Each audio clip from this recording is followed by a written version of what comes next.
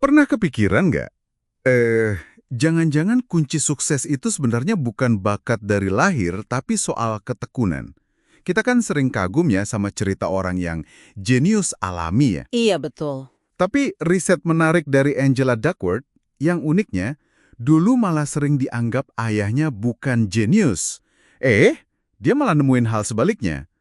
Penemuannya soal grit ini yang bikin dia dapat penghargaan bergengsi. Iya, grit atau ketekunan ini nih yang jadi fokus kita kali ini. Jadi grit itu kombinasi unik antara hasrat, passion gitu ya, yang kuat, sama kegigihan, perseverance buat tujuan jangka panjang. Oke. Kita bakal coba gali lebih dalam nih dari buku dan risetnya Duckworth.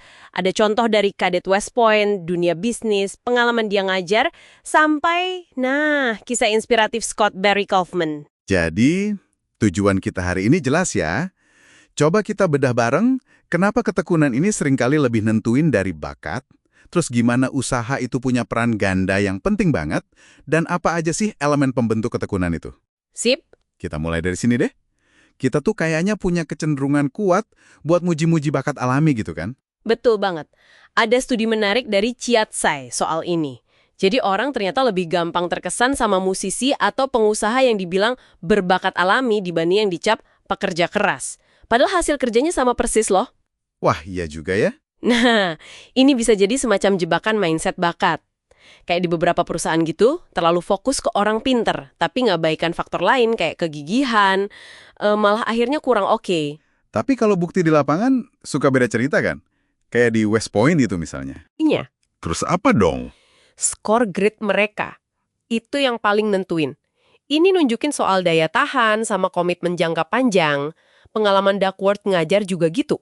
Murid yang kelihatannya awal-awal susah tapi gigih, seringkali malah nyalip mereka yang dianggap berbakat tapi gampang nyerah. Kisah Scott Barry Kaufman juga kayak gitu ya. Yang katanya didiagnosis nggak mampu belajar, IQ rendah, tapi... Betul, dia buktiin sebaliknya.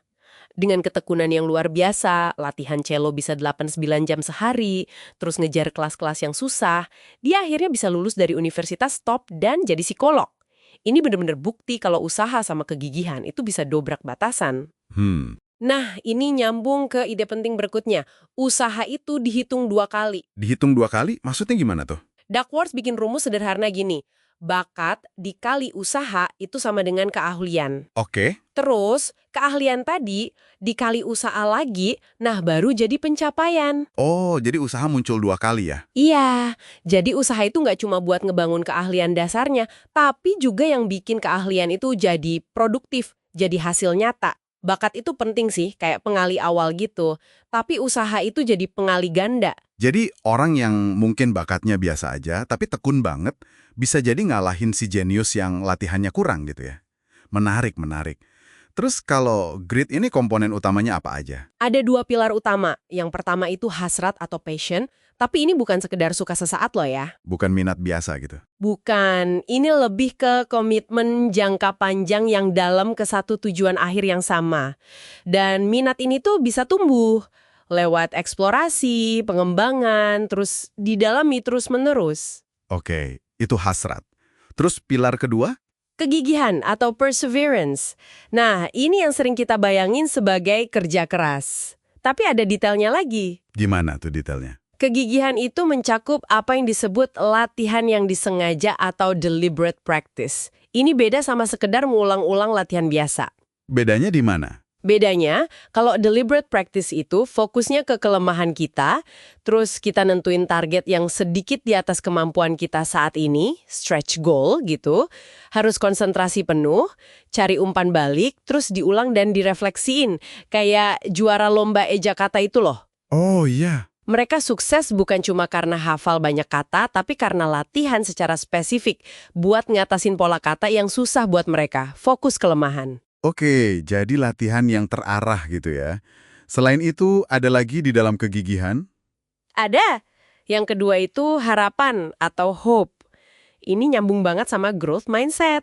Growth mindset. Keyakinan kalau kemampuan bisa berkembang itu ya? Betul. Kebalikan dari fixed mindset yang percaya kalau bakat itu udah paten, nggak bisa diubah. Harapan ini juga soal optimisme waktu kita hadapi kesulitan atau kemunduran. Kayak penelitiannya Martin Seligman soal learned optimism. Oh, kemampuan buat belajar jadi optimis gitu. Iya, kebalikan dari learned helplessness, sikap pasrah kalau udah gagal. Jadi kita bisa belajar buat merespon kesulitan secara lebih positif. Menarik. Terus gimana caranya kita bisa numbuhin hasrat sama kegigihan ini? Apa ada semacam tempat latihan khusus buat grit? Nah, ini dia nih, nyambung ke konsep yang disebut lapangan bermain ketekunan atau playing fields of grit. Lapangan bermain. Kayak apa tuh? Contoh paling gampang itu kegiatan ekstrakurikuler. Kenapa ekskul? Karena seringnya ekskul itu nawarin kombinasi yang pas.